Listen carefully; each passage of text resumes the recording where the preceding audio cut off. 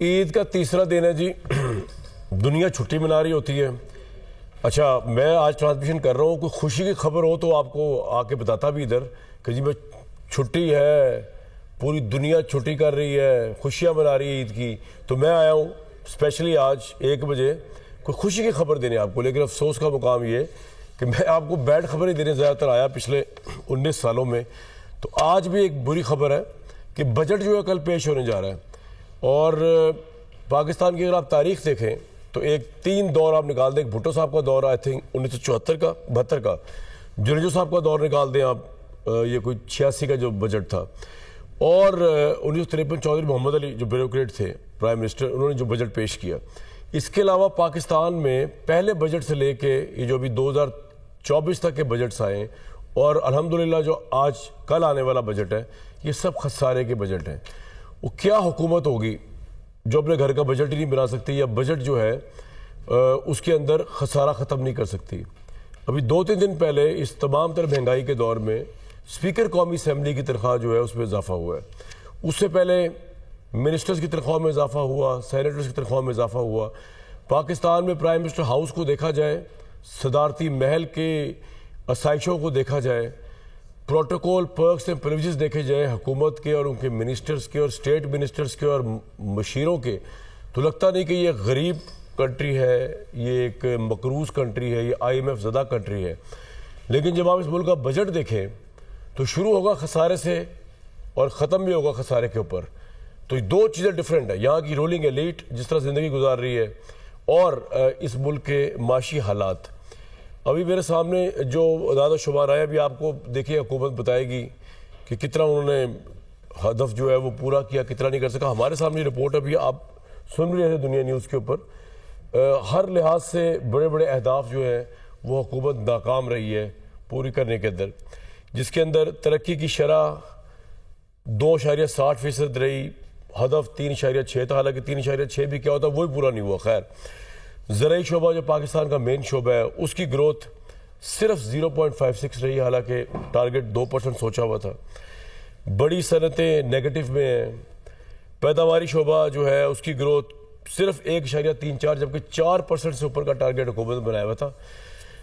خدمات سروسز کی گروتھ 2.91, ہدف 4.1 تھا. اس طرح ابھی آپ کو یہ بتائیں گے کہاں کہاں پر ہم نہیں کچھ کر سکے تاکہ کل بجٹ میں لوگوں کی تباہی پھیرنے کی جسٹیفیکیشن دیں. لیکن جو اہداف حاصل ہوئے اس کے اندر وہ بھی آپ کو بتا دیتا ہوں کہ جی معیشت کا حجم جو ہے وہ 39 ارب 30 کروڑ ڈالر بڑھا ہے. یعنی کہ گزشتہ مالی سال پاکستان کی معیشت کا حجم 371 ارب کچھ تھا, تو اس سے جو ہے یہ بڑھ کر یعنی 39 ارب 39 ارب بڑھ کر 410 ارب 96 کروڑ ڈالر میں چلا گیا. اسی طرح رواں مالی سال میں فی کس سالانہ آمدنی جو ہے 144 ڈالر بڑھی. سالانہ آمدنی جو تھی 1680 ڈالر رہی تھی, اس سے بڑھ کر آگے چلی گئی.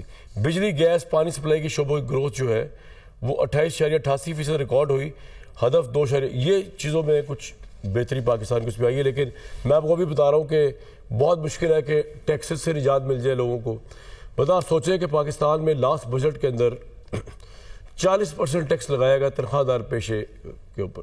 دنیا جہان میں ٹیکسز ہوتے ہیں, ایسی بات نہیں, انگلینڈ وغیرہ میں بہت بڑے بڑے ٹیکسز ہیں, لیکن وہاں کی فیسلٹیز اگر آپ دیکھیں تو اور یہاں سے موازنہ کریں تو یہ لگتا ہے کہ یہ حکومت جو ہے یہ وہ جگہ ٹیکس نہیں ہوتا جو فلموں میں ہوتا ہے, جو بدماشوں والا ٹیکس ہوتا ہے, وہ ٹیکس لگاتی ہے. کیونکہ وہاں پر جب ٹیکس لگاتے ہیں یورپ کے اندر تو وہاں پہ ہیلتھ فیسلٹیز دی جاتی ہیں فری آف کاسٹ, وہاں ایجوکیشن اچھی اسٹینڈرڈ کی دی جاتی ہے فری آف کاسٹ وہاں کے نیشنلز کو. یہاں کے سرکاری سکول 2 سیکٹرز کی بات کر رہا ہوں میں, ان باقی چیزوں کو چھوڑ دیں آپ. یہاں کا سرکاری سکول, یہاں کا ہیلتھ, اس کا کمپیریزن کریں آپ ان کنٹریز سے جس کنٹریز کے مقابلے میں آپ کہہ رہے ہیں 40% ٹیکس دیں, تو اس سے بڑا ظلم کوئی ہو نہیں سکتا. یہاں تو ہسپتالوں کے اندر سرکاری میں آپ جا ہی نہیں سکتے انلیس کہ جو بندہ افورڈ نہیں کر سکتا وہ بیچارہ مرنے کے لیے ضرور جائے گا سرکاری ہسپتال کے اندر. اسی طرح ایجوکیشن کا جو ڈپارٹمنٹ ہے, ہمیں پتہ ہے پاکستان میں سرکاری ایجوکیشن جو ہے بدترین ہے. مطلب سندھ سے لے کے پنجاب تک کے دیہی علاقوں میں آپ چلے جائیں, میں نے تو کور کیا ہوا ہے. لڑکانہ میں تو میں جب گیا وہاں پہ تو حالات یہ تھے سرکاری اسکول کے کہ سینیٹری کا جو ورکر تھا وہ میتھمیٹکس کا ٹیچر بھی تھا, لیکن اس کی کوالیفیکیشن 0 تھی. اردو کا ٹیچر جو تھا وہ انگریزی بھی پڑھا رہا تھا وہاں پہ, اور یہی پنجاب کے آپ دیہی علاقوں میں چلے جائیں الحمدللہ یہی پوزیشن ملے گی آپ کو. تو یہ حکومت جو ہے اس طرح کی تعلیم دے کر 40% ٹیکس مانگ رہی ہے. پھر جن ملکوں میں اس طرح کے ٹیکسز ہوتے ہیں وہاں پہ پینشن کا سسٹم ہے, وہاں پہ ان امپلائمنٹ کے بینیفٹس ہیں, یہاں پہ ایسا کچھ ہے ہی نہیں. تو یہاں پہ ٹیکس کیوں دیا جائے؟ تو لوگ سمجھتے ہیں کہ ٹیکس چوری جو ہے ان جیسی حکومتوں کو کرنا مورل جسٹیفیکیشن ہے. جس طرح اس ملک کے اندر اوپر سے لے کے نیچے تک کوئی قانون نہیں مانتا, تو آپ دیکھے گا جس طرح جتنے ٹریفک کے لاس کی وائلیشن ہوتی ہے وہ لوگوں کے پرابلم ہی نہیں ہے قانون توڑنا. وہ کہتے ہیں اوپر سے لے کے نیچے تک کامن سینس ہے. اس ملک کے اندر دستور بھی ٹوٹ رہے ہیں, قانون بھی ٹوٹ رہے ہیں, حکمران جو ہے وہ قانون سے بالا تر بھی ہیں. اس سارے سینیریو کے اندر جناب وفاقی بجٹ پیش ہونے جا رہا ہے. ہر پاکستانی جب اسٹیٹ بینک کے مطابق 3.5 لاکھ روپے کا مقروض ہے, اور یہ وہ ملک ہے جہاں پہ ٹیکس بھی منصفانہ نہیں لگتا. یعنی کہ 25 کروڑ جو آبادی کا ٹیکس ہے اس میں جو رولنگ ایلیٹ ہے اس پہ ٹیکس نہیں جا رہا. رولنگ ایلیٹ کا ٹیکس بھی جو ہے مڈل کلاس اور غریب دے رہا ہے, کیونکہ جو تو آ گیا نا اسکروٹری کے اندر, جس کی تو سیلری سلپ آ رہی ہے, جس کا تو سب کچھ چل رہا ہے پتا, اس کو تو حکومت نے یہاں سے پکڑا ہوا ہے. بڑے بڑے ٹیکس چور بزنس مین, بڑی بڑی ٹیکس چورے شوگر ملز, ان کو کوئی پوچھنے والا نہیں ہے. ان کا بھی ٹیکس جو ہے وہ پاکستان کا مڈل کلاس اور لوئر مڈل کلاس دے رہا ہے. تو ایون جو ٹیکس کا نظام ہے جو کہ انفیئر ہے, وہ اس میں مزید انفیئر یہ ہے کہ اس میں رولنگ ایلیٹ ایگزمپٹڈ ہے, ان تک کوئی پہنچ نہیں پاتا. کاروباری طبقہ بھی بہت بڑا ٹیکس چور ہے ایٹ لارج, ان تک بھی کوئی پہنچ نہیں پاتا, اور ان کا ٹیکس بھی دینا پڑتا ہے ایک مڈل کلاس بندے کو. تو پاکستان میں وہ بچہ جو بھی پیدا نہیں ہوا یا جو فوری طور پہ پیدا ہوا ہے اس کو تو ٹیکس دینا پڑ رہا ہے, کیونکہ اگر وہ رولنگ ایلیٹ کا نہیں ہے وہ تو ٹیکس دے گا, ڈائپرز کا بھی دے گا, فارمولا ملک کا بھی دے گا. لیکن دوسرا جو ہے اس کو پورا ایگزیمپشن ہے. یہ پوزیشن سچویشن, اس کے اندر ہم آج بجٹ کی ڈسکشن کریں گے. ہمارے ساتھ موجود ہیں انجینئر سہیل لاشاری صاحب, بہت وارم ویلکم. ملک صاحب آپ ریل اسٹیٹ کو ڈیل کرتے ہیں. ڈاکٹر ایس اکبر زیدی صاحب, بہت ویلکم سر آپ کو بھی.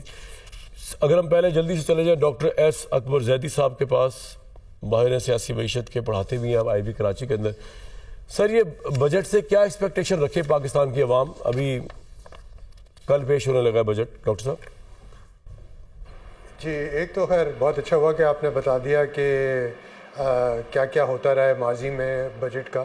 ہمیں تو شکر گزار ہونا چاہیے اس حکومت کا کہ عید کے بعد بجٹ دے رہے ہیں, عید سے پہلے نہیں, کیونکہ پھر جو بھی عید کے لیے جس نے تیاری کی ہوئی تھی, مویشی خریدی تھی, قربانی خریدی, وہ واپس کر دیتے.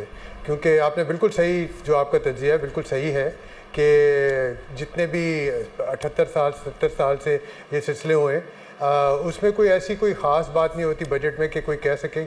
کچھ 4-5 دفعہ ہوا ہے کہ کہہ سکیں کہ ملک کی معیشت بہتر ہو جائے گی. عام طور پہ یہی ہوتا ہے کہ اب کتنا ٹیکس لگایا اور کتنی مہنگائی ہوئی, اور یہ ہمیں لگتا ہے کہ یہ ہونے والا ہے. تو اس لحاظ سے یہ بہت بہتر ہے کہ عید کے بعد آ رہا ہے, کہ جب لوگ کھا پی کے گھر بیٹھے ہوئے ہوں یا دفتروں میں جائیں گے کل سے, تو پھر ان کو ذرا پتہ چلے کہ کیا ہونے والا ہے.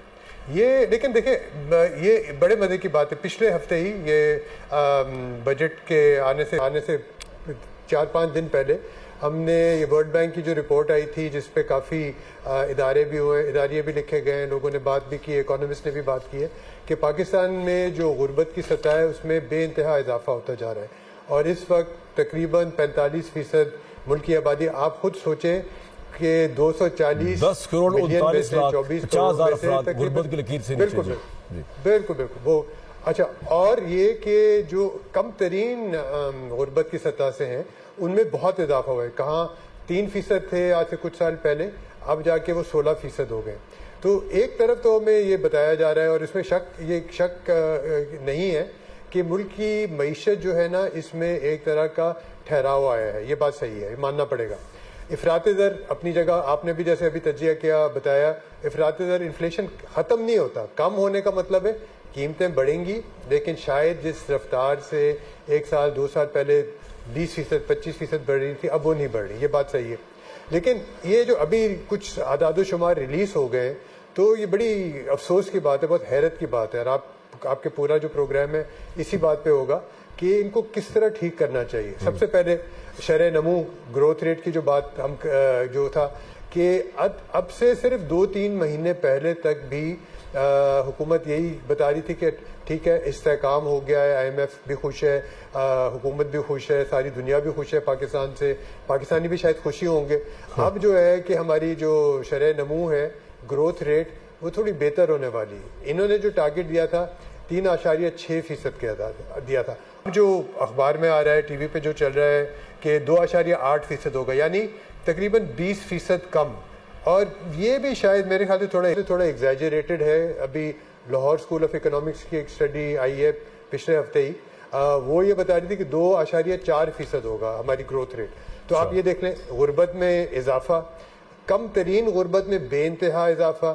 اچھا, بڑے مزے کی بات ہے کہ پچھلے کئی سالوں میں آج وہ اکنامک سروے لانچ ہوتا ہے, آج کے دن کی خصوصیت یہی ہوتی ہے, کل بجٹ آتا ہے ہمیں بتایا جاتا ہے, لیکن جو اکنامک سروے ہے اس میں کئی سالوں سے یہ نہیں بتا رہے کہ غربت کی سطح ہے کیا. یعنی ہماری حکومت خود ہی ڈری ہوئی ہے کہ یہ بتانا نہیں چاہیے, اور یہ بھی نہیں بتاتے کہ بے روزگاری کی سطح کتنی ہے. اور اس کی بنیادی وجہ یہ ہے کہ ان کو وہ بتانا نہیں چاہتے, کیونکہ لوگ پھر باقی جو بے روزگار ہیں ان کو تو احساس ہے, لیکن ساری معیشت, عوام کو, سیاسی جو حلقے ان کو پتہ چل جائے گا کہ معیشت کی حالت اتنی اچھی نہیں ہے جتنے دعوے کیے جا رہے ہیں. لیکن یہ ماننا پڑے گا پچھلے 2 سال میں جو افراتفری تھی اس میں تھوڑا استحکام آیا, لیکن آثار اچھے نہیں لگ رہے. آپ دیکھیں, اگر پچھلے 3 مہینے میں دیکھیں, پاکستان روپے کی جو قدر ہے وہ کم ہوتی جا رہی ہے. یہ 269 کے قریب تھی, 78 کے قریب تھی, اب 284 ہو گئی ہے, اور اگلے اس مہینے میں میرے خیال ہے اور بگڑے گی. یہ ایک بہت بڑا وہ ہے. اور یہ جو اعداد و شمار سامنے ہے اسی بات کی عکاسی کرتے ہیں کہ حالات اتنے اچھے نہیں ہیں, لیکن یہ بہت اچھا وقت ہے, بہترین وقت ہے کہ یہ حکومت اور ساری جو قوتیں ان کے ساتھ ملی ہوئی ہیں کچھ بہتر بجٹ لے کے آئیں. اس سے اچھا وقت نہیں آئے گا. اس کی 2 وجوہات ہیں, پھر آپ کے دوسرے مہمان ہیں وہ بول سکتے. ایک تو یہ کہ استحکام ہو گیا ہے. اچھا بجٹ سے کیا مراد ہے آپ کی؟ پہلے یہ بتائیے, اچھا بجٹ, ہاؤ یو ڈیفائن اچھا بجٹ؟ نہیں, میں بتا, بالکل بہتر. پہلے تو یہ ہو گیا نا کہ کرنا کیا, استحکام کا مطلب ہے کہ چلیں جو سارا ہنگامہ جو ہو رہا تھا پچھلے 2-3 سال پہلے وہ سنبھل گیا ہے. انٹرم گورنمنٹ آئی, یہ گورنمنٹ آئی, تو سنبھال لیا. دوسرا جو سیاسی جو گہما گہمی تھی وہ بھی بند ہو گئی ہے. ٹھیک ہے, وہ جس طرح اچھی بری جو بھی لوگوں کی رائے ہے وہ ٹھنڈی پڑ گئی ہے. تیسری چیز, عسکری قیادت اور سویلین قیادت اب ایک ہی ہے. پہلے تو ایک پیج پہ ہوتے تھا, وہ ایک ہی ہے. اب بالکل معاملے ان کے درمیان بالکل اچھے اور بہترین ہے. اس سے اچھے نہیں ہو سکتے, اس سے اچھے نہیں ہو سکتے. میں نے کبھی نہیں دیکھا کہ شہباز شریف جیسے. اچھا, دوسرا ٹرمپ صاحب بھی نہیں دے سکتا ہے. جی بالکل, میں کہا شہباز شریف صاحب بھی کہہ رہے ہیں کہ میں بھی.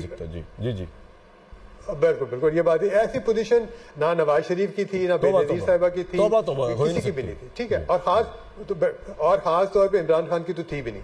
اچھا, اب یہ آ جائیں, ٹرمپ بھی کہہ رہے ہیں امریکہ کی قیادت جس سے ہمیں بہت ڈر تھا کہ ٹرمپ آ جائے گا, کیا ہوگا کیا, وہ کہہ رہے ہیں یار میں ملنے کے لیے بات کرنے کے تیار ہوں, جنگ میں نے بند کرائی ہے, میں بہت اس میں پاکستان کا مخلص ہوں.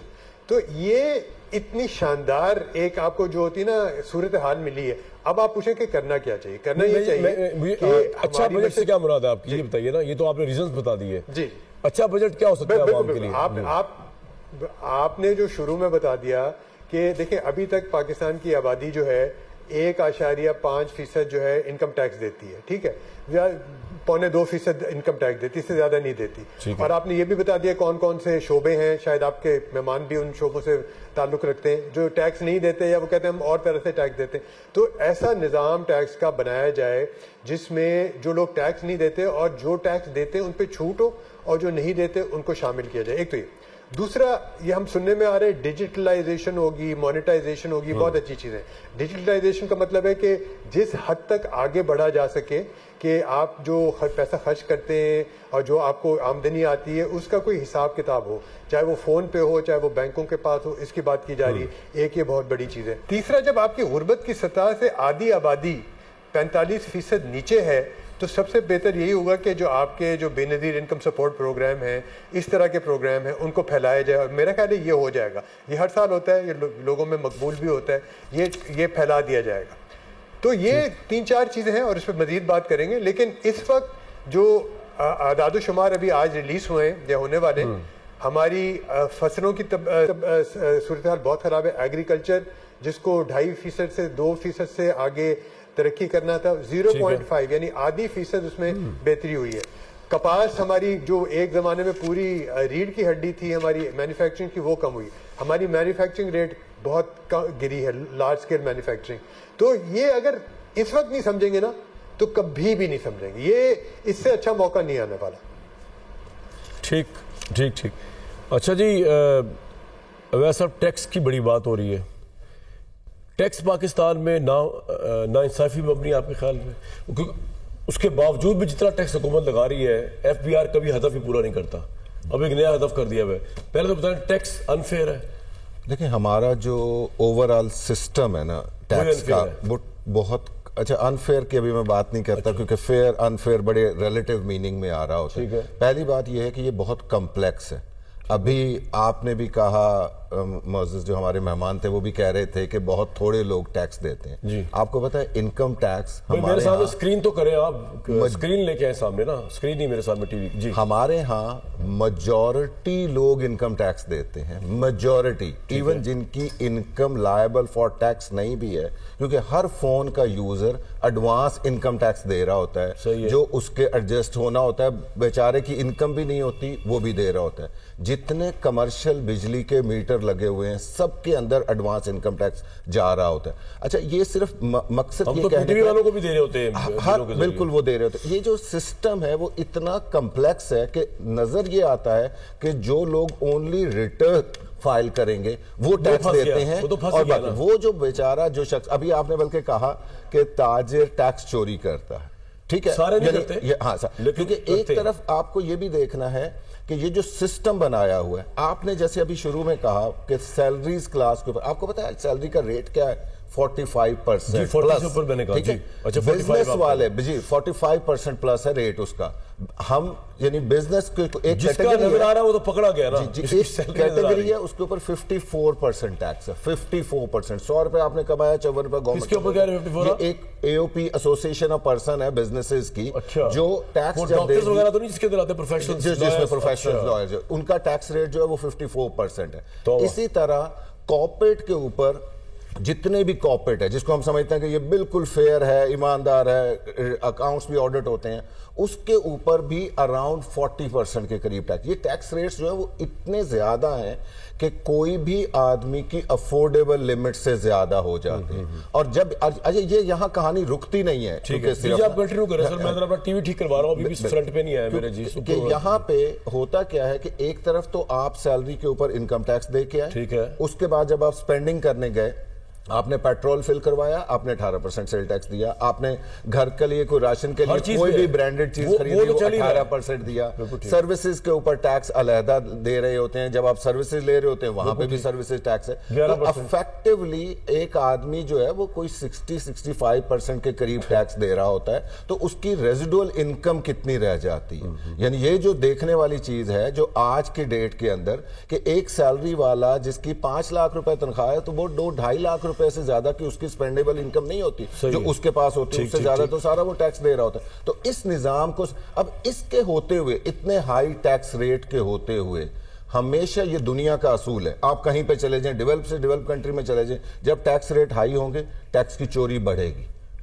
جب ٹیکس ریٹ ریزنیبل ہوں گے جس کو میں ورڈ یوز کرتا ہوں. آپ جیسے یہ کہہ رہا کہ ٹیکس ریٹ جب انفیئر ہوں گے تو چوری بڑھے گی. آپ کو پتا ہوگا کسٹم ڈیوٹی آپ ایک آئٹم کے اوپر بڑھاتے ہیں اسمگلنگ شروع ہو جاتی ہے. ہر آدمی راستے ڈھونڈنے شروع کر دیتا ہے. پرائیویٹ سیٹ کی کمپنی کے اوپر جب ٹیکس سمجھ نہیں آ رہی کہ ٹیکس تو یہ ایسے لگا رہے ہیں جیسے کہ اسکینڈینیوین کنٹریز ہیں. جی بالکل. مطلب یہ چیپنس کی انتہا ہے کہ ٹیکس آپ ایسا لگا رہے ہیں سر کہ جیسے کہ پتہ نہیں یہ ملک جو ہے وہ کتنی فیسلٹیز پرووائڈ کر رہا ہے عام آدمی کو. کوئی صاف پانی دے رہا ہے کچھ سڑکیں ٹھیک ہیں گاڑیاں نہیں ٹوٹتی آپ کی جا کے. تو آپ کمپلیٹ کر لیں پھر میں آگے اس کو لے کے. میں یہ کہہ رہا ہوں سب سے پہلی جو چیز کرنے والی ہے وہ تو ٹیکس کے نظام کو ایک ریشنلائز کرنے کی ضرورت ہے کہ ٹیکس ریٹس وہ ہونے چاہیے جو افورڈیبل لمٹ کے اندر ہوں. لوگ دیتے ہوئے خوشی تبھی ہوگی جو آپ نے بات کہی کہ کرسپونڈنگلی ان کو گورنمنٹ سے جو سروسز ریکوائرڈ ہیں وہ آ رہی ہیں. نمبر 1. نمبر 2 بزنسز کو خاص طور پہ اس وقت دیکھیں آپ ذرا پاسٹ میں ہسٹوریکلی جب آپ غور کرنے لگیں گے ٹیکس کاسٹ کیسے آ رہے ہوتے ہیں؟ جس وقت اکنامک ایکٹیویٹی آپ کی چل رہی ہوتی ہے، آپ کے بزنسز چل رہے ہوتے ہیں، سیلز ہو رہی ہوتی ہیں، ٹیکس تو ہمارے یہاں آٹومیٹیکلی آ جاتے ہیں. ہمارا تو میجورٹی جو سسٹم ہے وہ ایک قسم کا آٹو کلیکشن ہے، ٹرانزیکشن بیس. آپ ٹرانزیکشنز بڑھا دیں صبح، آپ کا دیکھیں ٹیکس کلیکشن آٹومیٹیکلی بڑھ جائے گی. تو بیسیکلی اس وقت گورنمنٹ کو جو سب سے زیادہ امپورٹنٹ غور کرنے کی ضرورت ہے کہ اس وقت اکنامک ایکٹیویٹی ریوارڈ کرنے کی ضرورت ہے. ابھی آپ نے تمام اعداد و شمار بتائے، لارج سکیل مینوفیکچرنگ گر گئی ہے، ایگریکلچر گر گئی ہے، سروسز گر گئی ہے، ہر اینگل گر رہا ہے. اس کا افیکٹ کیا آ رہا ہے کہ لوگوں کے پاس کھانے کو پیسے نہیں ہوں گے، سیلریز دینے کے پیسے نہیں ہوں گے، بزنسز کم ہو رہے ہوں گے. تو اس کی بنیاد کے اوپر کیا ہوگا؟ آپ کی اکانومی سلو ڈاؤن ہوتی جائے گی، تو ٹیکسز اور کم ہوتے جائیں گے، پھر آپ ریٹ اور بڑھاتے جائیں گے، تو آپ تو وشیس سائیکل کے اندر پھنسے رہیں گے. اس کو کیسے ٹھیک کریں؟ بالکل ٹھیک ہے سر، آپ کا یہ پوائنٹ آ گیا، لیکن اس پہ بات کریں گے. انجینئر صاحب تھوڑا بتائیے گا کہ اکنامک ایکٹیویٹی کس طرح بڑھائی جائے؟ آپ سابق صدر بھی رہے لاہور چیمبر آف کامرس کے، تو کیا اکنامک ایکٹیویٹی نہیں ہو رہی اس ملک میں؟ بسم اللہ الرحمن الرحیم. دیکھیے اس اکنامک ایکٹیویٹی کو کیسے بڑھانا ہے، میرے خیال میرا آج ٹاپک ہی یہی تھا. آپ نے شکر ہے سوال ہی وہ کر لیا، کیونکہ یہ فگر ورک تو آپ بھی دیتے ہیں، آپ نے بھی دیا ہے، آپ کے اینکرز بھی دے رہے ہیں، کل بھی آ جائے گا. یہ تو ایک دورک دھندا ہے فگر ورکس کا پچھلے سالوں سے. دیکھیے سب سے جو اہم بات ہے نا اس وقت، اور وہ جو آپ کے پہلے مہمان آئے ہوئے تھے کراچی سے، جو وہ کہہ رہے تھے، انہوں نے بڑی خوبصورت بات کی ہے کہ اگر اس دفعہ بھی اس جنگ زیدی صاحب نے کہ جو جنگ آپ نے اس وقت جیتی ہے اور جو اس وقت مورائل ہے ساری سوسائٹی کا، اس مورائل کا فائدہ اٹھانا چاہیے اکنامکلی. اب ہمیں کہ ہم نے صرف فوج کے ساتھ ہی ایک پیج ایک نہیں ہونا. جب تک آپ بزنس مینوں کے ساتھ ایک پیج پہ اور ایک ہینڈ ہولڈنگ نہیں کریں گے، یہ جو ترقی کے خواب آپ دیکھ رہے ہیں یہ پورے نہیں ہونے لگے. دیکھیے جو لیڈرشپ ہوتی ہے نا جی، وہ انٹینجیبلز کا سوچتی ہے. یہ 2% ادھر بڑھا دیا، 1% ادھر چلا گیا. اس کی نیچے کی جو ٹیئرز ہیں، سیکنڈ تھرڈ لیڈرشپ، وہ سوچتی ہے. لیڈرشپ پالیسی میکنگ کی ہوتی ہے. ہم یہ سمجھتے ہیں کہ اس وقت جو اگر بڑھ سکتا ہے تو پالیسیز کو بہتر کریں. پالیسیز میں یہی ہے کہ سب سے پہلے تو آپ کا جو ول پاور ہونی چاہیے کرنے کے لیے. کوئی بھی آپ سے ابھی اپنے پانی نہیں سنبھالے جا رہے، اور پھر کرج ہو، انٹیگریٹی ہو، آنیسٹی ہو، ڈیولپمنٹ کی طرف آپ جب آئیں گے، جیسے بھائی صاحب نے بھی بات کی ہے، بزنس چلے گا تو ٹیکس ملیں گے نا جی. تو پولیٹیکل اکانومی میں اب ہمیں جو بھی پالیسیز بنانی ہے، they should be based on merit. ان پالیسیز کا ورتھ کیا ہے اور ان کی آگے سے یوٹیلیٹی کیا ہے. دیکھیے جب تک آپ ان ڈفرینٹ پرو بزنس، پرو فریڈم بزنس کے لیے پالیسیز نہیں لے کے آئیں گے تو وہ آپ کی ترقی ممکن نہیں ہے. مگر چونکہ اس وقت ایک بڑا اچھا موقع ملا ہوا ہے، ہم نے اپنے سے بھی 10 گنا طاقت کو مارا ہے، تو ہم یہ جو 10 گنا ہم پیچھے نیچے چلے گئے اکانومکلی، اس کو بھی ہم اٹھا سکتے ہیں. اس میں یہی ہے کہ حکومت بزنس مینس کے ساتھ یہ ٹیکس جو ایڈوکیٹس ہیں، باقی ساری. سر آپ نے یہ آبزرو کیا کبھی اپنے، جب آپ لاہور چیمبر آف کامرس کے صدر تھے، کہ حکومت جو ہے وہ کچھ ایلیٹس کو یا کچھ لوگوں کو جو ہے جو کیونکہ وہ الیکشن میں کو ہیلپ کر رہے ہوتے ہیں یا ان کے ویسی پولیٹیکل لنکس ہوتے ہیں، ان کی وجہ سے بھی انفیئر اکانومی، انفیئر ٹیکسیشن رکھتی ہے؟ آپ کی بات بجا جنرلی اسپیکنگ میں کسی ایک حکومت کی بات، اصل بات یہ ہوتی ہے کہ جو لارج اسکیل مینوفیکچررز ہیں یا جن کا لارج اسکیل بزنسز ہیں، وہ انویسٹ بھی کرتے ہیں پولیٹیکل پارٹیز میں. جی ان کا جو فلسٹیشن ہے یا جو ان کی ڈیمانڈز ہے وہ فرق ہے، اور ایس ایم ای کی ڈیمانڈ بالکل فرق ہے. تو وہ زیادہ تر ان لوگوں کو کیٹر کرتے ہیں، جیسے آپ نے کہا کہ جو ان کے پاس ویلتھ کا ایکومولیشن زیادہ ہوتی ہے. تو جو میڈیم اور اسمال میڈیم بزنس مین ہیں، چیمبرز ہیں، ان کی شنوائی اتنی زیادہ نہیں ہوتی. مگر ہم سمجھتے ہیں کہ یہ وقت آ گیا ہے کہ اب بڑا چائنا کے ساتھ ہمارا ایک بڑا پیار چل رہا ہے کہ ان کی ٹیکنالوجی، ان کا وے آف ورکنگ. دیکھیے وہ کسی نے بہت خوبصورت بات کی کہ باپ کے تلوار کی بات کرتے ہو تو باپ کا ہاتھ بھی لے کے آؤ. تو اگر چائنا کی بات کرتے ہو پھر چائنا کے طرز عمل بھی ساتھ لے کے آؤ. اصل میں ابھی تو ہم چائنا کے مقروض ہیں. جی اور جس چیز میں زیادہ خوشیاں منائی جا رہی ہیں، شاید صاحب مقروض ہونا کوئی بری بات نہیں ہوتی ہے. ہاں جی، امریکہ بھی مقروض ہے، تو اس کو آپ چھوڑ دیں. اصل بات ہوتی ہے کہ آپ نے وہ قرضہ استعمال کہاں کیا اور کیسے کیا. اور اگر آپ اس سے جیسے انڈسٹریلسٹ قرضہ لیتا ہے، فیکٹری لگاتا ہے، امپلائمنٹ دیتا ہے، پھر وہ قرضہ واپس بھی کرتا ہے اور اس میں کماتا بھی ہے، تو قرضے سے اتنا گھبرانے کی ضرورت نہیں ہوتی ہے۔ سر آپ کا پوائنٹ بالکل آ گیا۔ عابد قیوم سلیری صاحب، قرضے کا ذکر چلا تو اچھا نہیں ہے سر، جب بھی ایسر ملک صاحب آپ کا میسج آیا، میں یہ تو نہیں کہہ رہا آپ رو رہے تھے، آپ کا میسج رو رہا تھا بھائی کیا ہو گیا ریل اسٹیٹ کے اندر پہ ایک زمانہ سٹے کی طرح۔ سلیری صاحب کو میری آواز آ رہی ہے؟ کیونکہ آپ تو میرے پاس ہے، جلدی ان کو سلیری صاحب میں قرضے پہ بات پہنچ گئی تھی، قرضے تک، تو سوال میں نے آپ سے یہ کرنا چاہ رہا تھا کہ پاکستان میں قرضہ کیا صحیح استعمال کرتے ہیں ہم، یا ہم قرضہ صرف اس لیے لیتے ہیں کہ ہم نے اتنا ایکسپینڈیچر غلط چیزوں میں بڑھایا ہوا ہے تو اس کو ہم نے سود ہی ادا کرنا ہے تو کر رہے ہیں، اور کس حد تک کب تک ہم نکل آئیں گے قرضے سے باہر؟ یہ بڑی اچھی چیز ہے، قرضہ ہونا چاہیے، اور پاکستان جوس صحیح کر رہا ہے قرضہ آپ کے خیال میں؟ اور اوورال بھی آپ بات کر سکتے ہیں سر فورتھ کمنگ بجٹ پہ۔ دیکھیے میرا نہیں خیال کہ قرضے کے چنگل سے جو ہے وہ کوئی 6 مہینے، سال، 2 سال میں نکلا جا سکتا ہے۔ اگر آپ IMF کی پروجیکشن دیکھیں تو جو 2027-28 میں ہمیں $37 ارب کی ایکسٹرنل فائنانسنگ جو ہے وہ کرنی ہوگی، جس کا مطلب یہ ہے کہ یہ پروگرام ختم ہوتا ہے تو پھر ایک پروگرام آپ کو اور لینا ہوگا۔ یہ بدقسمتی سے چونکہ پچھلے کئی دہائیوں کا قرضہ جو ہے وہ چڑھا ہوا ہے، تو اور وہ کچھ لانگ ٹرم ہے، کچھ شارٹ ٹرم ہے، میڈیم ٹرم ہے، تو قرضے کا استعمال نہ تو ایک کیٹیگوریکلی سٹیٹمنٹ دی جا سکتی ہے کہ سب بہت اچھا ہوا، نہ یہ کیٹیگوریکلی سٹیٹمنٹ دی جا سکتی ہے کہ سب بہت برا ہوا۔ یقیناً اس میں سے کچھ پروجیکٹ یا کچھ پروگرام ایسے بھی ہوں گے جن کے لیے قرضہ بڑا افیکٹولی استعمال ہوا ہوگا، بہت سے ایسے ہوں گے جن کے لیے شاید ہمیں قرضہ لینے کی ضرورت نہیں تھی، لیکن اس وقت جو معروضی حالات ہیں وہ تو یہ ہے کہ قرضہ ہے اور وہ آپ کا چلے گا، اور یہ پروگرام IMF کے 2 جو چل رہے ہیں یہ کمپلیٹ کریں گے، تو اس کے بعد بھی جو پروجیکشن ہے IMF کی اس کے مطابق ایک اور لون آپ کو مزید لینا ہوگا تاکہ آپ جو اکانومی کو مکمل سٹیبل ہونا کہتے ہیں وہ کر سکتے ہیں۔ ایک بات بتائیے، اس قرضے کا فائدہ کیا ہوتا ہے؟ ایک تو یہ ہے کہ ہمیں دکھانا ہے کہ ڈالرز ہے ہمارے پاس تاکہ وہ اکاؤنٹس ہمارے اور یہ بیلنس جو ہے وہ ذرا صحیح لگے۔ دوسرا، صرف IMF کی بات نہیں میں کہہ رہا، ہم تو ہر ملک سے قرضہ لیتے ہیں جو قرضہ ہمیں دے سکتا ہے، کیا UAE، کیا چائنا، تو اس میں ہم اتنا ہیوی سود بھی دے رہے ہوتے ہیں، تو فائدہ کیا ہوتا ہے قرضے کا؟ تھوڑا یہ بتائیے نا، کیا فائدہ سوائے دکھانے کے؟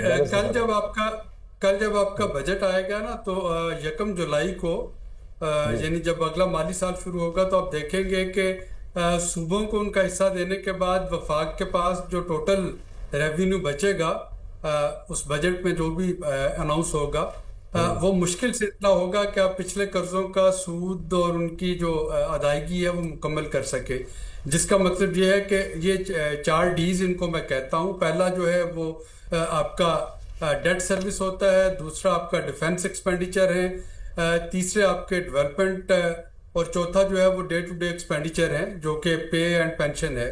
اب ظاہر ہے کہ جیسا کہ میں نے کہا کہ صوبوں کو ان کا حصہ دینے کے بعد وفاق کے پاس اتنا بھی نہیں بچتا کہ وہ سود اور قرضے کی ادائیگی کر سکے۔ اس کے بعد ایک جارہ ہمسائے جو ہے، ہمسایہ وہ آپ کے پہ بیٹھا ہے، آپ کو مسلسل دھمکیاں دیا جا رہا ہے، ظاہر ہے کہ آپ اپنے دفاع پہ اور سلامتی پہ کمپرومائز نہیں کر سکتے، اس کو بھی آپ نے پورا کرنا ہے۔ پھر آپ اگر تنخواہیں اور پینشن نہیں دیں گے وفاقی حکومت کی تو وہاں بھی سسٹم کلیپس کر جائے گا، وہ بھی آپ نے پورا کرنا ہے۔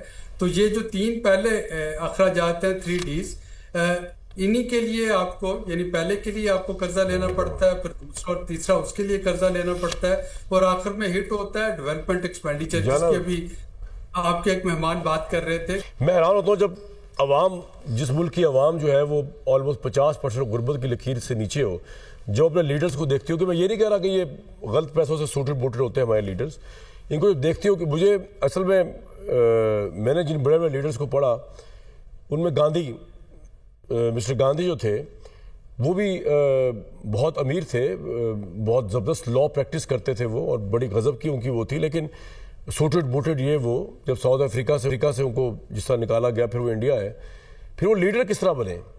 انہوں نے 2016, 17, 18 ٹو آنورڈز کوئی پالیٹکس نہیں کی، وہ ہندوستان کے دیہاتوں میں گئے، کیونکہ ہندوستان جس طرح پاکستان آج بھی میجورٹی رولر ہے، ہندوستان آج بھی رولر ہے, اس وقت بھی زرعی تھا جہاں پاپولیشن تھی. انہوں نے جا کے جو ہے وہ جو ہندوستان کی اصل جنتا یا عوام ہے ان میں اٹھے بیٹھے کئی سال, اور اس کے بعد وہ آپ نے جو ان کا حلیہ دیکھا ہے نا مسٹر گاندھی کا, جس میں وہ یا وہ بڑی معمولی سی بنیان یا وہ دھوتی پہنی ہوتی تھی, یا کئی دفعہ تو وہ بنیان بھی نہیں پہنی ہوتی تھی, انہوں نے اس لیے پہنی کہ یہ نہیں کہ ان کے پاس پیسے نہیں تھے, انہوں نے اپنے آپ کو ریلیٹ کیا ہندوستان کی لارجر پاپولیشن کے ساتھ جو غریب تھی, جس کو برطانوی سامراج نے لوٹا ہوا تھا.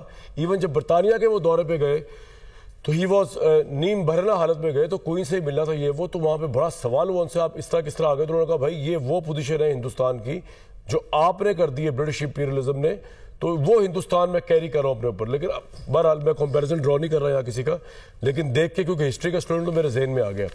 قائد اعظم بڑے اچھے سوٹس پہنتے تھے لیکن اپنے پیسوں سے, حکومت کے پیسوں سے یا حکومت کے بلبوتے پہ نہیں. یہاں پہ تو پاکستان میں بیشتر پولیٹیشنز کا بزنس ہی نہیں پتا کیا ہے, لیکن وہ ارب خرب پتی ہیں. تو ایسر ملک صاحب, میں یہ بتا رہا تھا کہ پچھلے کچھ سالوں میں جب بھی آپ کا میسیج آیا, آپ کی آواز تو سن سکا میں, لیکن آپ کا میسیج رو رہا ہوتا تھا. بھائی کیا چاہتے ہیں آپ؟ وہ دور جاتے ہیں جب سٹا ہوتا تھا پراپرٹی میں کہ جی وہ ایک پورا ایک نیکسس بنا ہوا ہے ایول کے, یہاں سے لیا 1 لاکھ بیانہ پکڑا, وہاں سے بڑھا کے پھر ادھر سے بڑھا کے پوری سائیکل چل رہی ہے, پراپرٹی ایسے کہ سٹا چل رہا ہے. ایسا آپ وہ دور میں نہیں جانا چاہتے کیا آپ بتائیں, کھل کے بتائیں. بسم اللہ الرحمن الرحیم. کامران بھائی, سب سے پہلے تو میں تھوڑا سا سارے پارٹیسپینٹ نے جو ذکر کیا اس کے اوپر تھوڑی سی بات کرنا چاہتا ہوں کہ یہ جو بجٹ ہے بیسیکلی اس کے اوپر ہم سب بات کر رہے ہیں, بٹ نہیں بولے بجٹ کے اوپر جو بات کر رہے ہیں, ایک جو انفلوئنس ہے اس کو ہم نہیں دیکھ رہے کہ ہمارا budget totally I M F کے پریشر میں بن رہا ہے. ہمارے میں اتنی کیپیبلٹی نہیں ہے, پوری دنیا آئی ایم ایف پروگرام میں جاتی ہے, اپنی ٹرمز اینڈ کنڈیشن پہ لون اپروو کرواتی ہے. ہمارے ہاں پتہ نہیں کیا پرابلم ہے کہ جو آئی ایم ایف کہتا ہے ہم نے من و ان بات ماننی ہے اور اس سے رائٹ لیفٹ نہیں ہو سکتے. ماشاءاللہ ہمارے جو فائنانس منسٹر ہیں, چیئرمین ایف بی آر کو دیکھیں, میں ایک چھوٹی سی ایگزامپل دینا چاہتا ہوں. ایک بات سنیں, آپ آئی ایم ایف کی بات کریں, آپ بینک سے چھوٹا سا قرضہ لیں, آپ اس کی شرائط جتنی انفیئر کیوں نہ ماننی پڑتی ہے نا, آئی ایم ایف پہ ہم کیوں رو رہے ہیں؟ ہم ہیں ہی کمزور تو گئے. ایک بریک لے لوں اس کے بعد یہیں سے, مطلب یہ نہیں کہ آپ کی کوئی بات روکی جا رہی ہے, آپ آئی ایم ایف کی ایسی تیسی کریں, لیکن پہلے اپنا آئی ایم ایف کی ایسی تیسی نہیں کر رہا, میں ایف بی آر کی ایسی تیسی کرنا چاہتا ہوں. ایک بریک جی, ایک بریک کے بعد واپس آتے ہیں بھائی.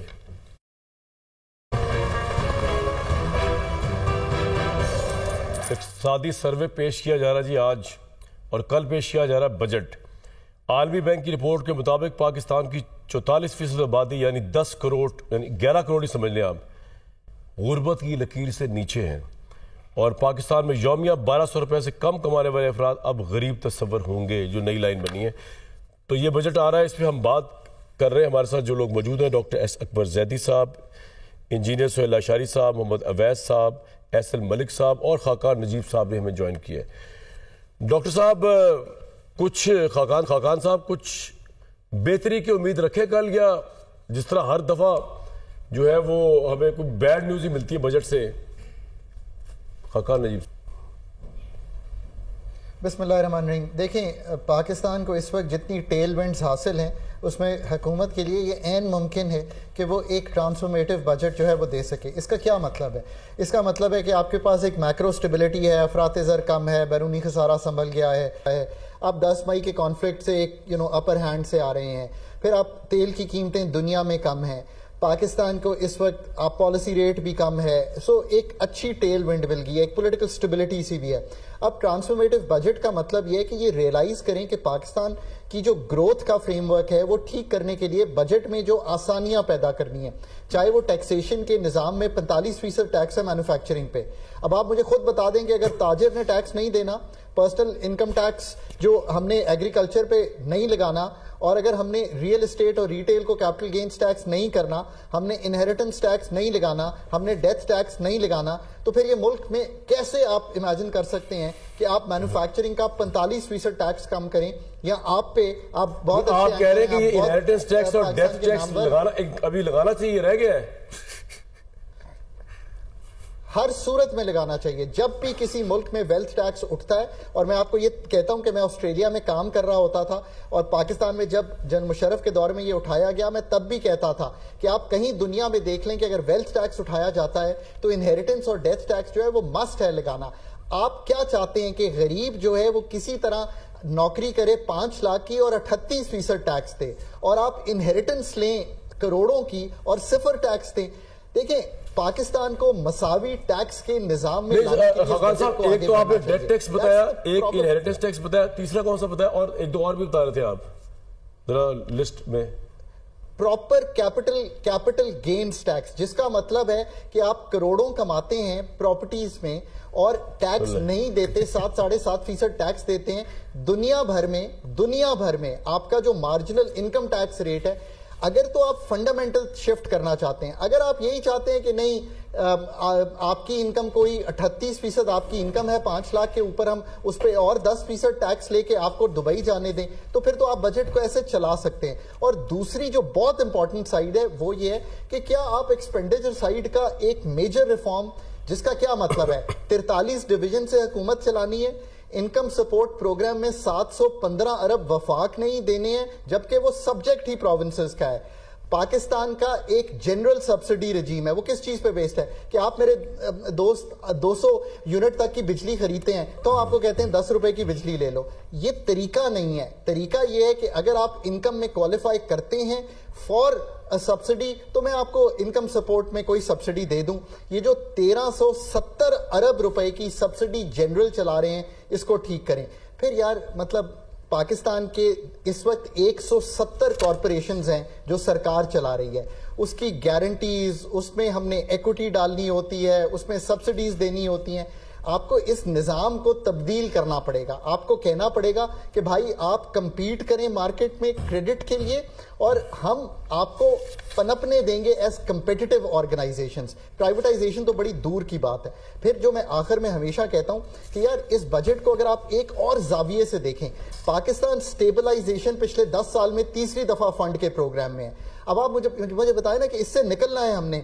پاکستان کے پاس اپرچون ٹائم ہے کہ وہ گڈ فار گروتھ بجٹ تھے. اب میں آپ کی طرف آتا ہوں کہ آپ یہ کہیں کہ جی وہ کیا چیز ہوگی. وہ یہ چیز ہوگی کہ آپ جائیں اور یہ کہیں کہ میں پیمنٹ کرنا چاہتا ہوں ہر چیز کی, پیٹرول کی, صابن کی, دہی کی, اپنے راست کیو آر کوڈ پہ. کس کا کیا مطلب ہے کہ آپ کا بینک اکاؤنٹ ہے, آپ ٹریک کر کے اس کو ایڈ کریں گے مجھے, میں ایک ریٹیلر ہوں اور پیسے مجھے آ جائیں گے, تو میں 18% نہیں میں 12% یا 10% جی ایس ٹی چارج کروں گا. تو آپ دیکھیں کہ پورا جو ملک ہے وہ تبدیل ہو جائے گا. پاکستان کو اس وقت جتنی بڑی جسے کہیں گے نا فنڈامنٹل سٹرکچرل شفٹس کی ضرورت ہے, اس کا مطلب یہ ہے کہ آپ بھی کہیں گے کہ یار مجھے 8-10% بچ رہا ہے تو میں ساری پیمنٹس ڈیجیٹل لے جاؤں. اگر ڈیجیٹل پیمنٹس شروع ہو جائیں تو یہ جو 140 ارب ڈالر کی انفارمل اکانومی ہے, پاکستان کی پوری اکانومی ہے 400 ارب ڈالر کی, اس میں 140 ارب ڈالر ایسی اکانومی ہے جو کہ نہ ڈاکیومنٹڈ ہے اور انفارمل سیکٹر میں. اسی طرح آپ پیٹرول خریدنے جاتے ہیں, آپ کہتے ہیں کہ یار کارڈ سے پے کرو, چیک سے پے کرو, کیو آر کوڈ سے پے کرو, تو میں پیٹرول 78 روپے کی لیوی نہیں لوں گا, میں 70 روپے لیوی لوں گا. آپ دیکھیں کہ ہم کیش لیس اکانومی پہ چلے جائیں گے. سو فارملائزنگ آف دی اکانومی. اسی طرح یہ جو بھائی ہم نے بنایا ہوا ہے نا نان فائلر کا system, be very clear, tax is a binary thing. Either you are a taxpayer or you are a non-taxpayer. It is a 0-1 issue. اس کا کیا مطلب ہے کہ جی اچھا آپ نان فائلر ہیں, 4% اور سیلز ٹیکس دے دیجئے. اب وہ 4% جو آپ صابن پہ لگا رہے ہیں وہ بھی میں نے ہی دینا ہے ایز اے بائر. اس چیز سے نکل جائیے اس دفعہ میں. ڈونٹ ہیو دس اسٹرکچر, اور انسینٹیوائز کیجئے کہ جتنی پیمنٹس ڈیجیٹل سے ہوں گی ہم اس پہ, یعنی کہ I am telling you a different story of Pakistan, not a punishment story یا punitive story, but an incentivized story. پھر 2 ٹیکسز ایسے ہیں جس کو ایونچولی میں بالکل I am very clear on this. Agriculture income tax 800 ارب روپے کا, اور یہ پائیڈ کی سروے ہے پاکستان کی ایک تھنک ٹینک کی, میں نے پڑھی ہے وہ, 800 ارب روپے کا اس میں ہمارے پاس ٹیکسیبل انکم موجود ہے. اس کو, اور جو پراپرٹی کا ٹیکسیشن ہے, کیپٹل گینز بھی پراپرٹی کا اور پراپرٹی ویلیوز پہ, اس کو ایونچولی نیکسٹ NFC میں صوبوں سے نکال کر وفاق میں لانا پڑے گا آپ کو. کیوں لانا پڑے گا؟ کیونکہ this is like any other taxation. یا پھر صوبوں کو انسینٹیوائز کرنا پڑے گا کہ وہ ان 2 ٹیکسز کا پراپر اجرا کریں.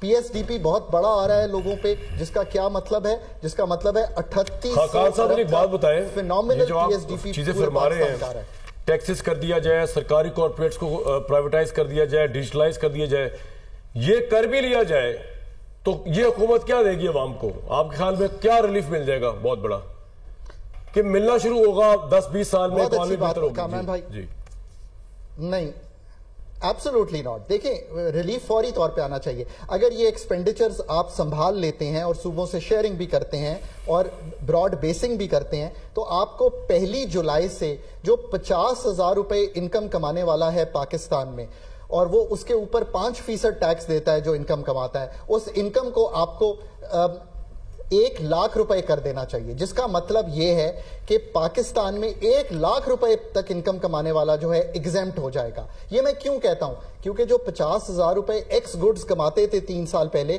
آج ایکس مائنس وائی کما رہے ہیں. یہ سب سے بڑا ذرا آپ کی ان باتوں پہ میں رائے لے لوں, بڑی انٹرسٹنگ باتیں کی آپ نے, میں چاہتا ہوں کوئکلی ذرا ان سے رائے لے لی جائے. احسن صاحب پہلے تو آپ تو بہت زیادہ ٹیکس کو روتے ہیں پراپرٹی کے, وہ تو بھی کہہ رہے تھوڑے اور ٹیکس بھی لگ جائے تو بہتر ہے. پراپرٹی ٹیکس پہ کیا آپ کا پرابلم ہے, ذرا بتائیں کھل کے. بسم اللہ الرحمن الرحیم. کامران صاحب, خاقان صاحب نے کہا کہ کیپٹل گین ٹیکس جو ہے وہ کچھ 7.5% ہے, جبکہ ایکچولی اس وقت ایگزسٹنگ وہ 15% ہے سیل کے اوپر, پلس 30% آپ سیل کے وقت, ٹرانسفر کے وقت 236C پے کرتے ہیں ود ہولڈنگ ٹیکس. بٹ میں خاقان صاحب کے ساتھ تھوڑا سا ڈس ایگری کرنا چاہتا ہوں. یہ ساری جتنی بھی فگرز کی جگلنگ ہے یا جتنی بھی خاقان صاحب بات کر رہے ہیں, آپ کو ایک چھوٹی سی ایگزامپل دوں گا, آپ کو کلیئرٹی آ جائے گی ساری. ہمارا 1,000 ارب کا شارٹ فال ہے ٹارگٹ سے ایف بی آر کا, اور مزید 1,000 ارب اور لگنا ہے, مطلب اگلے بجٹ میں کو 2,000 ارب کے ٹیکسز لگانے ہیں. ہمارے prime minister, chairman F B R, اس چیز پہ کریڈٹ لے رہے ہیں کہ ہم نے پچھلے سال سے 28% زیادہ ٹیکس کلیکٹ کیا ہے, تو ایکسیلنٹ. بٹ وہ اس چیز کو نہیں دیکھ رہے کہ ہماری ٹیم, چاہے وہ فائنانس ڈویژن ہے چاہے وہ ایف بی آر ہے, وہ ٹارگٹ اچیو کرنے میں فیل ہوئے ہیں. اس چیز کو, مطلب جس کو آپ کہہ رہے ہیں نا, جیسے آج کل میڈیا پہ آپٹکس کی بات ہو رہی ہے, مطلب اس کی ایگزامپل آپ کو ایسے دیتا ہوں کہ ایک آدمی, اس کا بچہ پچھلے سال میٹرک میں 200 نمبر لیتا ہے اور فیل ہو جاتا ہے, بٹ اس سال اس نے 28% نمبر لیے اور پھر بھی وہ فیل ہو گیا. اب وہ باپ بیٹا دونوں بہت خوش ہے کہ ہم نے ترقی کی ہے, 28% نمبر زیادہ لیے. مطلب یہاں پہ یہ اس قسم کا ڈرامہ چل رہا ہے. آپ کہہ رہے ہیں ریل اسٹیٹ کو ٹیکس کرنا چاہیے, آپ بالکل کریں. آلریڈی آپ کو 50% میجر ڈیولپر. مجھے بتایا ریل اسٹیٹ کیوں بیٹھ گیا بیٹھا, اس کا ہوا کیا ہے؟ سر آپ کی ٹیکسیشن پالیسی کی وجہ سے, آپ کے میکنزم کی وجہ سے آپ وہ کانفیڈنس ہی نہیں دے پا رہے. ابھی آپ تھوڑی سی بریک میں بات کرتے کہ آپ کہتے کہ ملک سے فورن ریمیٹنس بھیجنا مشکل ہے. اوورسیز پاکستانی پیسہ یہاں کیوں بھیجے جب وہ واپس لے کے نہیں جا سکتا؟ وہ انویسٹمنٹ یہاں پہ کیوں کرے؟ اور یہاں پہ اگر وہ کر بھی لے, اچھا پوائنٹ ہے, انویسٹمنٹ کیوں کرے جب پیسہ واپس جانا اتنا مشکل ہے اس کے لیے؟ نہیں, ایک اور چیز کامران صاحب, دنیا اٹریکٹ کرتی ہے آپ کو کہ آپ آئیں, ہم آپ کو فیسیلیٹیٹ کریں گے, پاسپورٹ دیں گے, انٹرسٹ دیں گے, آپ کا کیپٹل گرو کرے گا. ہم کہتے ہیں کامران صاحب آپ نے یہاں پہ پراپرٹی لے لی ہے, اب پھنس گئے. آپ پھنس کس طرح سے گئے ہیں کہ آپ نے یہاں پہ پراپرٹی رکھنے کے 3 طرح کے ٹیکس آپ نے یوز کرنے کے دینے ہیں. چاہے وہ 7E ڈیم انکم ٹیکس ہے, اس کے بعد آپ چاہے وہ پنجاب گورنمنٹ کا 0.75% پراپرٹی ٹیکس ہے آن دا ڈی سی ریٹ آپ کا, اور CVT کیپٹل ویلیو ٹیکس جو کہ 10 سے 15 لاکھ روپے. مجھے نہیں سمجھ آئی خاقان صاحب کی ورکنگ جو ہے جتنی بھی ریل اسٹیٹ کے اوپر. سر آپ کا پوائنٹ آ گیا, دوبارہ آپ کے اکبر زیدی صاحب مجھے صرف ایک بتائیے گا بات, اشرف اسلام صاحب کو, ڈاکٹر صاحب مجھے بتائیے گا کہ جس طرح یہ باتیں بتائی ہیں خاقان صاحب نے, سننے میں بڑی اچھی لگ رہی ہیں کہ ہم سرکاری کارپوریشنز کو وہ کر دیں, ڈیجیٹلائز اکانومی کر دیں, ٹیکسیشن مزید کر دیں. ساتھ ہی آپ سن رہے ہیں احسن صاحب جو رو رہے ہیں ریل اسٹیٹ کو. واٹس یور ٹیک, سب کر بھی دیں تو کیا ہوگا پھر؟ دیکھیں, پہلے جیسے میں نے شروع میں کہا تھا کہ اس سے بہتر وقت نہیں آئے گا. کوئی الیکشن نہیں ہونے والے جس کا خطرہ ہے کہ کوئی ایسا اقدام اٹھا لیں. ٹرمپ بھی آپ کے ساتھ, دنیا بھی آپ کے ساتھ, فوجی اور سول سارے آپ کے ساتھ ہیں, ٹھیک ہے. حکومت کے پاس, جیسے آپ نے بھی کہا, شہباز شریف کے پاس, ان کی حکومت کے پاس اس سے بہتر وقت نہیں آئے گا. اور 1 سال کے بعد یہ کچھ ہمیں تو یہ نہیں پتا ہوتا کہ 3 مہینے میں کیا ہونے والا ہے. اس وقت یعنی جون, جولائی, اگست کے مہینے میں ان کے پاس ایسا بہترین موقع ہے کہ ان کو پورا جو ہمارا بجٹ کا, اخراجات کا اور ریونیو کا اور ٹیکس کا نظام, ان کو ادھر سے ادھر کر دینا چاہیے. ان کو دیکھیں, یہ ڈرتے ہیں لوگوں سے, ہماری حکومتیں جو ڈرتے ہیں, اور ڈرنا بھی چاہیے, عوام سے ڈرنا چاہیے. لیکن اگر آپ کا کوئی الیکشن نہیں ہونے والا, کوئی اس طرح کا خطرہ نہیں ہے, بے انتہا استحکام ہے, اچھا یا برا استحکام ہے, کسی کو پسند آئے یا نہ آئے, تو یہ وقت ہے کہ آپ بہت ساری چیزیں کریں. مثال کے طور پہ خاقان نے بہت ساری باتیں کی, ان میں بہت ساری صحیح بھی ہیں. دیکھیں, ایک چیز تو ہمیں چھوڑ دینی چاہیے کہ ٹیکس جو ہے نا وہ آمدنی پہ لگنی چاہیے اور وہ منافع پہ لگنی چاہیے. یہ نہیں کہ آپ ایگریکلچر میں ہیں, آپ ریئل اسٹیٹ میں ہیں, آپ دکاندار ہیں یا آپ اکانومسٹ ہیں. یہ دیکھنا چاہیے آپ کماتے کتنے, آپ کے سال میں آپ نے کتنا کمایا, اس پر ٹیکس آپ کو کتنا دینا چاہیے. ہمارے یہاں یہ ہو جاتا ہے کہ فلاں ایگزیمپٹ ہے, فلاں ایگزیمپٹ ہے. یہ ختم کریں. ایگریکلچر کیوں ایگزیمپٹ ہے؟ ٹھیک ہے, آپ ان کسانوں سے نہ لیں جن کی آمدنی کم ہوتی ہے, آپ ان لوگوں سے لیں جو بہت بڑی ملکیت کے لوگ ہیں. ہمارے یہاں ایک پرابلم بھی جو رہا ہے کہ لوگ جو شہروں میں رہتے ہیں وہ کہتے ہیں میرے پاس 1 ایکڑ زمین ہے, وہاں سے میں 25 کروڑ روپے کماتا ہوں, یہ ساری ایگریکلچر انکم ہے, تو میں تو دوں گا نہیں ٹیکس. یہ آپ ختم کریں. آپ کی آمدنی کتنی ہے؟ ٹیکس ساری دنیا میں آمدنی پہ ہوتا ہے, ایکٹیویٹی پہ نہیں ہوتا. اگر آپ ڈاکٹر ہیں, اگر آپ بزنس مین ہیں, آپ کتنا کماتے ہیں. ایک تو یہ. دوسرا جو ہے, ان کو سوچنا پڑے گا کہ اس کا ایک نظام جو ہے اس طرح کا لے کے آئیں کہ اب اگلے 6-7 مہینے میں آہستہ آہستہ آگے بڑھیں. یہ موقع اچھا ہے, اس کو جانے نہ دیا جائے, اور اخراجات بالکل کم کریں. افسوس کی بات ہے جو اخراجات کم ہوتے ہیں وہ ہوتے ہیں ترقیاتی اخراجات, پبلک سیکٹر ڈیولپمنٹ پروگرام, کیونکہ کہتے ہیں ہمارے پاس ہے نہیں. یہ بات بھی خاقان نے صحیح بات کی کہ ایسی چیزیں ہیں جو اب 18ویں ترمیم کے بعد کہ اب صوبوں کے پاس ہیں, تو سرکاری یہ ہماری فیڈرل گورنمنٹ اس میں کیوں انوالوڈ ہے؟ وہ کہتے ہیں یہ سرکاری, یہ صوبوں کی ذمہ داری ہے, اور ہمارے صوبے جو ہیں وہ ہماری فیڈرل گورنمنٹ سے بہتر مالی حالت ہے. سارے پیسے جو ہے ان کے پاس چلے جاتے ہیں, ان کے پاس ہوتا نہیں ہے. تو یہ جو ہے نا ایک الائنمنٹ کی ضرورت ہے, ان کو مل کے چلنا چاہیے, چاروں صوبوں کو ملیں, بات کریں, لیکن بنیادی طور پر قدم آگے بڑھائیں. ان کو کچھ نہیں ہونے والا, ڈرے نہیں. یہ جو تاجر ٹیکس کہلاتا ہے یا ریئل اسٹیٹ ٹیکس کہلاتا ہے, لگائیں, دل کھول کے لگائیں, ان سے کوئی گھبرا نہیں سکتا. سر پوائنٹ آ گیا آپ کا, آپ کا پوائنٹ آ گیا. اکبر صاحب, آپ کو کس سٹیپ سے لگا کہ گورنمنٹ یا FBR پبلک سے, تاجروں سے ڈر کے کوئی ٹیکس نہیں لگا رہی؟ ابھی آپ نے 1 مہینہ پہلے, 15 دن پہلے آرڈننس دیکھا ہوگا جو آپ فورسفلی لوگوں کے اکاؤنٹ سے پیسے نکال سکتے ہیں. آپ کو وہ کون سا ایسا میئر آپ نے کیا ہے جس سے آپ کو لگ رہا ہے کہ FBR ڈر رہا ہے یا گورنمنٹ ڈر رہی ہے؟ کوئکلی زیدی صاحب, میں آپ کو بتاتا ہوں. دیکھیں, بنیادی ایک سیکنڈ میں تھوڑی سی وضاحت کرتا ہوں. ایک تو یہ ہے, آپ نے شروع میں جو بات کی تھی بالکل صحیح کی تھی کہ غریب سے غریب آدمی جو ہے یا عورت جو ہے یا بچہ جو ہے اس پہ ٹیکس لگتا ہے. کوئی پاکستان میں ٹیکس سے بچتا نہیں. یہ بات ہی نہیں ہو رہی, بات ہو رہی ہے آمدنی اور ملکیت اور جس کے پاس وسائل ہیں اس پہ. تو آپ اس پر ٹیکس لگائیں. حکومت ڈرتی ہے, تاجروں پہ ٹیکس نہیں لگاتی. شروع کرتی ہے ہم 3000 روپے لیں گے مہینے کا, پھر کہتے چلو 300 روپے دو, پھر کہتے چلو کچھ بھی نہیں دو. ریئل اسٹیٹ پہ جو ٹیکس لگنا چاہیے اس لیے نہیں لگنا چاہیے کہ یہ اس میں اس لیے لگنا چاہیے کیونکہ منافع کمایا جاتا ہے.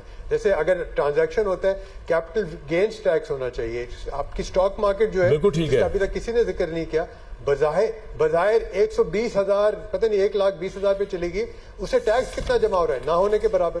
آپ ایسے ذرائع سے جہاں سے آمدنی پیدا ہو رہی ہے وہ آپ لیں, اور عام لوگوں کو آپ کم از کم چھوٹ دیں. یہ بنیادی چیز ہونی چاہیے. سر بالکل ٹھیک ہے. شمس الاسلام صاحب, کراچی کا تاجر, کراچی کا بزنس مین خوش ہے اور کیا مزید ایکسپیکٹ کر رہا ہے کل بجٹ سے؟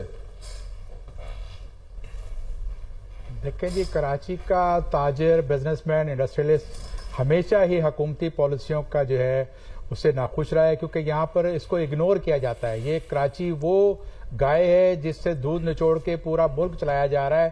57% سے زیادہ کا ٹیکس کراچی دیتا ہے, 54% کے قریب ایکسپورٹس کرتا ہے.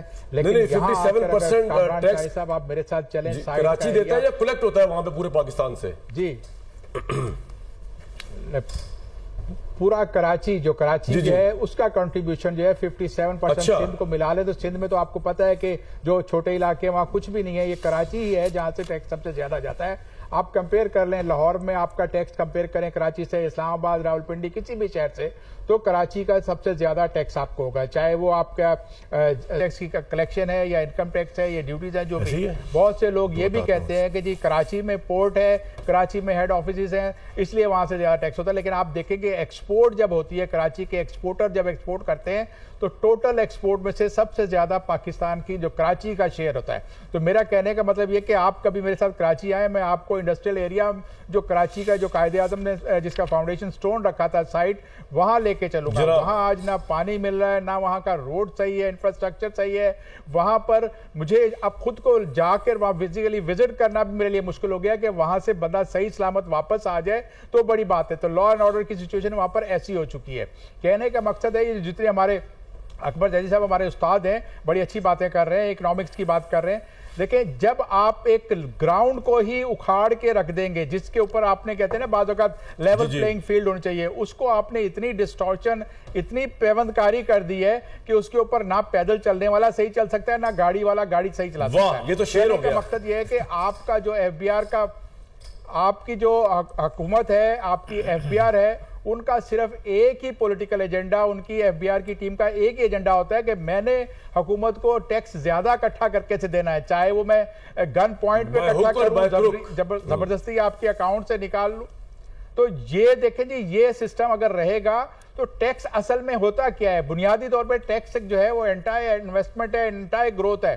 جن ملکوں میں آپ ٹیکس کو 55% تک لے گئے وہاں پہ لوگ خودکشیاں کر رہے ہیں. لوگ مثال دیتے ہیں ساؤتھ کوریا کی, وہاں پر لوگ ماسٹرز پی ایچ ڈی کر کے خودکشی کر رہے ہیں. آپ پراسپیرٹی دور سے دیکھتے ہو پیپر پہ بنی ہوئی, لیکن وہاں پر جو ہو رہا ہے وہ ہم دیکھ رہے ہیں کہ باہر کیا ہو رہا ہے. جرمنی میں آپ کا کیا حال ہے, یورپ میں کیا ہے.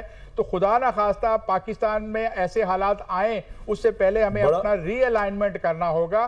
ہم نے بالکل پروفٹ جو کما رہا ہے, نفع کما رہا ہے, اس پہ ٹیکس لگانا ہے. یہ پورا پاکستان کہتے ہیں نا کہ جی پورا پاکستان ٹیکس نہیں دیتا. 250 آپ کے جو 25 ملین کی 250 جو ہے 25 کروڑ کی جو آبادی ہے وہ ساری کی ساری ٹیکس دے رہی ہے. وہ بابا بھی ٹیکس دے رہا ہے جو گنڈے اور مرچ لے کے سوکھی روٹی کھا رہا ہے, اور وہ بھی ٹیکس دے رہا ہے جو گاڑیوں میں گھوم رہا ہے. ایٹ سورس ٹیکس جو ہے یہ ریگریسو ٹیکس ہوتا ہے. یہ ملک میں جب آپ لگا دیں تو انویسٹمنٹ نہیں ہوتی. آپ دیکھ لو کہ جب سے یہ آپ کا ایٹ سورس کا مرحوم سرتاج عزیز صاحب نے انٹروڈکشن دیا یہ کانسیپٹ کا, تو اس کے بعد سے آپ کی کتنی انویسٹمنٹ ہوئی. آپ کی انویسٹمنٹ یہاں سے کیا چاہ رہے ہیں کہ بزنس مین کے منافع میں ٹیکس لگے ویسے ایکٹیویٹی میں ٹیکس نہ لگے, آپ یہ چاہ رہے ہیں؟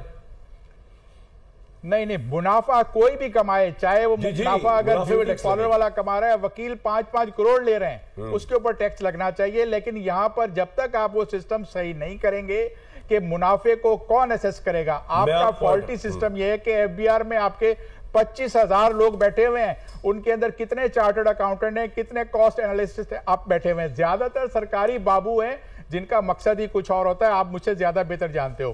تو آپ کو پروفیشنل ٹیم بنانی چاہیے اس ادارے کے اندر, بالکل اس کی پالیسی کا اور اس کا جو آپریشن چاہیے. یہ بہت اچھی ایک یہ آپ کا پوائنٹ آ گیا, ابھی آپ کی بات سمجھ آ گئی.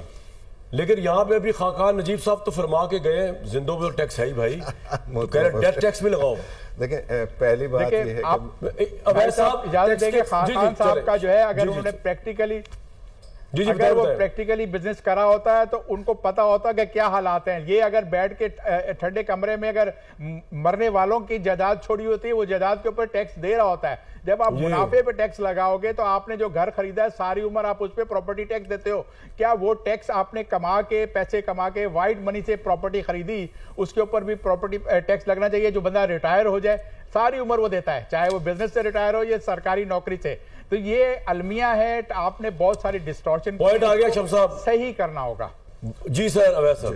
ایک تو پہلی بات یہ کہ میں بات کروں گا جیسے شروع انہیریٹنس ٹیکس سے جو بات کی انہوں نے, انہیریٹنس ٹیکس اور ڈیتھ ٹیکس, یہ سارے یہ بیسیکلی انہیریٹنس کے ساتھ لنک کیا انہوں نے کہ جناب کہ جب بھی آدمی کوئی کسی کی ڈیتھ ہو رہی ہو اور اس کی جو پراپرٹی ہے وہ اگر لیگل ہیئرز میں جا کے ٹرانسفر ہو رہی ہے, وہ ان کو یہ لگتا ہے کہ یار کیونکہ یہ فری میں پیسہ آ رہا ہے تو اس کے اوپر ٹیکس لگنا چاہیے. ہے کچھ دنیا کے اندر بہت سارے ملکوں کے اندر یہ لگ جاتا ہے. انگلینڈ میں ادھر دیکھ کے آپ بات کرتے تھے, چھوڑے اس کیمرے میں کچھ نہیں رکھا, ادھر اگر آپ گفٹ کر دوں نا آپ کو میں کوئی چیز, تو اگر تو میں 7 سال تک نہیں مرا تو انہیریٹنس ٹیکس نہیں دینا پڑے گا. بالکل. انگلینڈ جیسے ملک میں جہاں ٹیکس ہی ٹیکس ہے, یہ آپ کو پتا سر اس بات کا کہ اگر آپ نے یعنی کہ گفٹ کر دیا نا کسی کو بھی, ریلیٹیو کو کیا ہے ویسے ادروائز کر دی, پراپرٹی گفٹ کر دی ہے, تو آپ پہ کوئی ٹیکس نہیں لگے گا, انہیریٹنس ٹیکس جس کو آپ کہتے ہیں. اگر آپ جسے گفٹ کیا ہے وہ 7 سال تک زندہ رہے, کیونکہ کئی دفعہ ایسا ہوتا ہے نا کہ آپ موت کے قریب ہوتے تو جان پوچھ کے آپ ہیلتھ کو دیکھتے ہیں, اپنی انہیریٹنس ٹیکس سے بچنے کے لیے یا دوسرے ٹیکس سے بچنے کے لیے نام لگا دیتے ہیں. تو وہاں کا لا یہ ہے کہ اگر کسی نے کسی کو گفٹ کیا ہے, چاہے بھائی ہے یا بھائی نہیں ہے, وچ ایور وے, ٹرانسفر ہونے کے بعد اگر آپ 7 سال تک زندہ جسے ٹرانسفر کیے تو انہیریٹنس ٹیکس نہیں لگے گا, ادروائز 25% ہے ٹوٹل پراپرٹی کی ویلیوشن کا. اب آپ بتائیے امریکہ کے اندر بھی امریکہ میں $5 ملین تک کا gift in the real family میں دیا جا سکتا ہے اور وہ ٹیکس فری ہوتا ہے. جی. $5 ملین کی پوری ایک لمٹ دی ہوئی ہے کہ پوری لائف کے اندر اس نے $5 ملین دینا ہے. $5 ملین سے زیادہ دے گا تو وہاں جا کے وہ ٹیکس ہو رہا ہوتا ہے. اچھا, یہ ساری ایگزیمپشنز ہے, اور یہ بنیادی سوال یہ ہے کہ اگر ایک آدمی نے جو اپنی ویلتھ بنائی ہے اس کو ٹیکسیبل انکم سے کریٹ کیا ہے, تو کیا اب اس کی میئر ڈسٹریبیوشن جو ہے وہ دوبارہ جا رہی ہے دوسری فیملی کے اندر, تو کیا وہ دوبارہ ٹیکس ہونی چاہیے؟ آلریڈی ہو چکا, یہ ڈبل ٹیکس ہو جائے گا نا, کیونکہ آلریڈی وہ ایک دفعہ ٹیکس ہو گیا. لیکن میں ایک چیز اور کہنا چاہوں گا, ذرا پلیز مجھے اجازت دیجیے گا, کیونکہ بہت زیادہ گفتگو ہو رہی تھی پراپرٹی کے حوالے سے اور وہ ساری چیزوں کے حوالے سے. دیکھیں ایک چیز سمجھنے کی ضرورت ہے, آج آپ پراپرٹی خریدنے جائیں, $100 کی پراپرٹی 3% آپ نے انکم ٹیکس دینا ہے 236 3 سے 4 کی ڈیفرنٹ سلیبز ہے, میں ایوریج لے رہا ہوں 3%. جو بیچنے والے نے 3 علیحدہ دینا ہے, خریدنے والے نے 3% علیحدہ دینا ہے 6. اس کے بعد سٹیمپ ڈیوٹی جو پروونشل آتی ہے وہ 5% کے قریب وہ علیحدہ آ رہی ہوتی ہے, تو 11% تو یہ صرف ٹرانسفر کے ٹائم پہ لگ رہا ہوتا ہے. جب آپ نے جب آپ ایک فائل, اگر یہ فائلر ہے, نان فائلر ہے تو یہ ڈبل ہو جاتا ہے. بالکل, یہ 21 ہو گیا, ہاں جی 12 اور 5 17 ہو جاتا ہے وہاں پہ جا کے. میں یہ بات کہہ رہا ہوں کہ نہیں, یہ ٹیکس لگ. اس کے بعد جو بیچنے والا ہے اگر اس کو کوئی پروفٹ ہوا ہے تو اس کے اوپر 15% علیحدہ ٹیکس ہے جسے کیپٹل گین ٹیکس کہتے ہیں. یہ آج کے ٹائم پہ لگے ہوئے ٹیکسز ہیں. تیسری بات یہ کہ اس سارے ٹیکس نظام کے اندر سوسائٹیوں والا کوئی پلازا بنا کے بیچ رہا ہے وہ, یا کوئی بڑے والا, وہ نہیں آتا. اس نے اپنی بزنس انکم پہ ویسے ہی ٹیکس دینا ہے جیسا کوئی ٹریڈر دے رہا ہے, جیسا کوئی مینوفیکچرر دے رہا ہے. تو اس لیے یہ کہنا کہ پراپرٹی ٹیکس نہیں ہو رہی تو پلیز یہ تو بالکل غلط کنسپشن ہے. سر لاہور کا تاجر جو ہوتا ہے, کراچی والے تو رو رہے ہیں, لاہور کی کیا پوزیشن ہوتی ہے, پنجاب کی, لاہور کی؟ دیکھیں بزنس کمیونٹی تو ایک جیسی ہی ہے. زیادہ تو میں سمجھوں گا کراچی والے ہم سے زیادہ ہوشیار ہیں, کراچی والے ہم سے زیادہ بزنس کرتے ہیں, ان کے پاس ویلتھ بھی زیادہ ہے کراچی والوں کے پاس. ہم تو لاہور والے آپ کو پتہ ہے ذمہ دار اور ٹگا مار قسم کی یہ لاہوری ہیں, وہ they are real businessman اور وہ بہت اچھی طرح سے کاروبار کرتے ہیں. ہم نے شاید انہی سے سیکھا ہے, کراچی والوں سے ہی. مگر بات یہ نہیں ہے کہ کیونکہ کلچر تو ایک ہی ہے نا جی, چاہے یہاں کا ہو یا وہاں کا ہو. اب بات وہی ہو رہی ہے کہ ہم نے اس کو امپروو کیسے کرنا ہے اور ہماری بجٹ میں کیا پالیسیز آنی چاہیے. دیکھیے میرا اپنا کہنا یہ ہے کہ آپ جتنے مرضی ٹیکسز اکٹھے کر لیں, اب یہ 7.4 بلین کی بات کر رہے ہیں, اکٹھے کریں گے, لون لے لیں IMF سے, ورلڈ بینک سے, اور جائے جتنی مرضی ریمیٹنس آپ کے پاس آ جائے, آپ کی پروگرس نہیں ہو سکتی جب تک آپ کی پروڈکشن نہیں ہوتی ہے. تو ان قرضوں سے, ان چیزوں سے کوئی قوم آج تک نہیں پنپی ہے. قوم وہی پنپی ہے جس نے پروڈکشن کی ہے. سر ایک سادی سروے شروع ہو رہا ہے جی, اور میری آپ سے ملاقات ہوگی اب رات 8 بجے آن دا فرنٹ کے شو.